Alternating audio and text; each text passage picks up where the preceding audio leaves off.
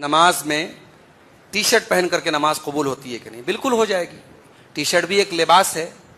مرد کے لیے نماز کے اندر ناف سے لے کر کے گھٹنے تک کا حصہ ڈھکا ہونا ضروری ہے اور کندھے پر کوئی چادر کا ہونا ضروری ہے, کندھا ڈھکا ہونا ضروری ہے.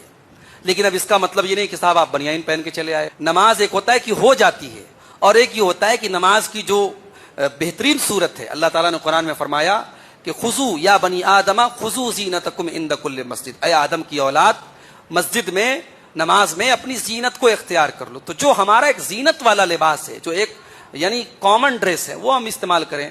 اب صاحب جس کپڑے کو پہن کر کے ہم محلے کے کسی آدمی کے سامنے کھڑا ہونا پسند نہیں کرتے, ہم وہ بنیان پہن کر کے جو ہے ہم نماز پڑھیں, یہ مناسب نہیں ہے. ایک ہوتا ہے پڑھ سکتے ہیں اور ایک یہ ہوتا ہے یہ بہتر نہیں ہے.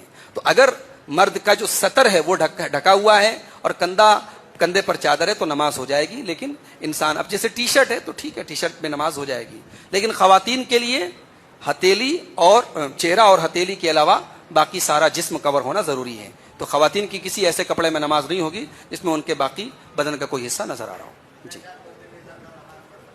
بغیر ہمیشہ ٹوپی نہیں سر کا نماز پڑھ سکتے کہ نہیں؟ بہت اچھا سوال ہے آپ کا.